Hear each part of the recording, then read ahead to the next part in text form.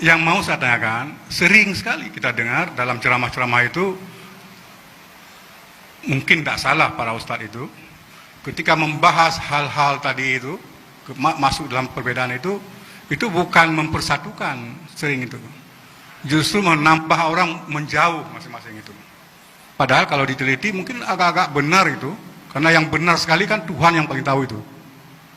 Artinya kalau misalnya siapa yang masuk surga, itu kan tidak ada yang berani menjawab. Di masjid ini juga nggak ada yang berani menjawab. Jadi saya pikir bagaimana caranya Pak Ustaz, bahwa masjid itu harus lebih, apapun beda kita, tapi cara penyampaian itu harus lebih pada menyatukan umat. Nah ini bukan hanya kita perlukan pribadi-pribadi kita, umat memerlukan, bangsa ini juga memerlukan, tapi umat Islam, intern kita ini sangat kita perlukan, karena orang ingin kita pecah, Pak. Orang ingin kita pecah. Nah, jadi gimana caranya, Pak? Ya, terima kasih Pak Ustaz. Assalamualaikum warahmatullahi wabarakatuh. Satu, umat harus belajar bahwa sumber agama itu bukan mazhab. Sumber agama itu adalah qala Allah wa qala Rasul. Maka segala perbedaan yang ada dikembalikan kepada Quran dan Sunnah. Karena tidak ada satupun dalil yang memerintahkan kita untuk mengikuti mazhab. Ingat, mazhab tidak terlarang dalam syariat ya. Tetapi tidak ada satu dalil secara implisit maupun eksplisit menyuruh kita untuk mengikuti imam mazhab. Bahkan imamnya mazhab pun melarang kita taklid kepadanya. Ya, segala persoalan Allah katakan fa in tanaza'tum fi syai'in faruddu ila Allah wa rasuli.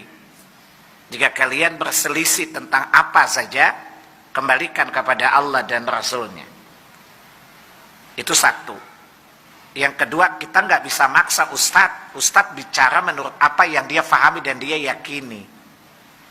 Kita nggak bisa maksakan Ustadz mengikuti apa yang tren di masyarakat, kan nggak mungkin juga. Itu namanya Ustadz Sontoloyo juga kan. Nah, jadi Ustadz menjawab sesuai dengan apa yang dia ketahui kan. Bahwa kapasitas keilmuan dia sebatas itu, dia kasih tahu. Kalau kemudian nampak memunculkan perbedaan, bukan Ustadz yang salah kan. Ya, nah, sekarang saya tanya, misalnya ada bapak-bapak selama ini meyakini A menurut mazhab Syafi'i, kemudian ada ustadz mengatakan pendapat Imam Syafi'i itu lemah, dasarnya A, B, C, D, E, yang rajih adalah ini. Sebenarnya ustadz yang salah atau respon kita yang berlebihan? Ya, ini biasa umat yang berlebihan. Ya, ustadz tidak mungkin berceramah untuk mencerai-beraikan umat, kecuali ustadz gila itu namanya. Paham ya? Tapi kan ustadz menjelaskan perbedaan mazhab menurut yang dia imani kan, menurut yang dia fahami kan. Ya, kalau kemudian terjadi perbedaan, umat yang harus bijak.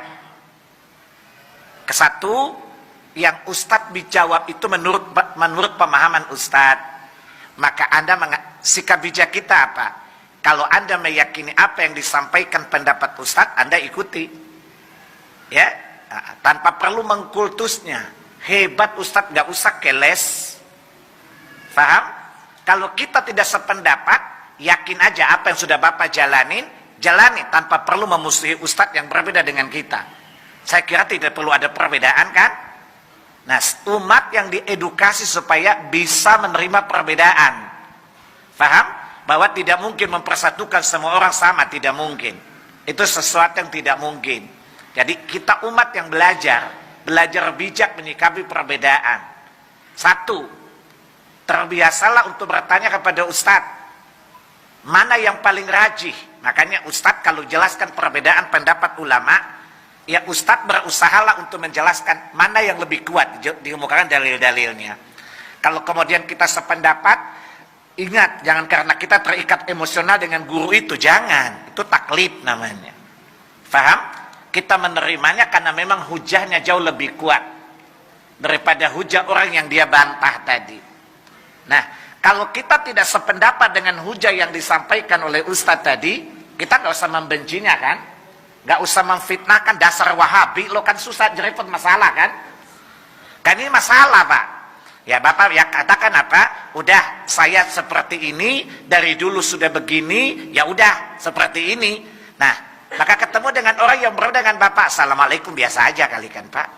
Jadi perbedaan itu bukan karena menurut saya, bukan karena jawaban Ustadz, tapi sikap umat yang tidak bijak terhadap perbedaan. Maka umat belajar untuk bijak menyikapi perbedaan. Perbedaan memang gak disukai Allah sih. Allah gak suka perbedaan kok.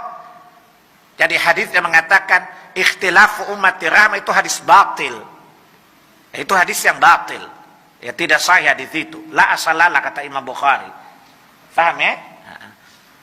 Karena dalam Quran banyak sekali Allah mencela adanya perselisihan ya, adanya perbedaan. Tapi perbedaan itu sendiri sunnatullah gitu. Ya, menyatukan berpikir orang kan susah ya, tidak mungkin. Oleh karena itu, ya bukan saya berhusnudzan, ya walaupun Ustadz misalnya menolak pendapat saya pun, saya yakin dia tidak bermaksud memecah belah umat. Paham ya? Ustadz itu menjelaskan apa yang dia fahami. Ustadz itu menjelaskan apa yang dia ilmui, lalu dia jelas kadar ilmunya. Nah sekarang saya katakan, umatnya itu yang bijak. Kalau Anda meyakini kebenaran yang disampaikan oleh Ustadz itu benar, amalkan. Terima, kalau tidak terima jangan, bukan karena ada taklid. Jangan karena saya kan itu kan Ustadz saya, favorit saya, jangan, itu suntuluyo namanya. Paham ya? Nah, Anda menerima karena memang hujahnya lebih kuat, dalilnya lebih kuat. Kalau Anda tidak sependapat, nggak apa-apa. Tapi ketahuilah bahwa hari kiamat Allah akan mengadili kita atas semua perselisihan tadi. Jelas ya? Nah, sehingga berhati-hatilah menyikapi perbedaan.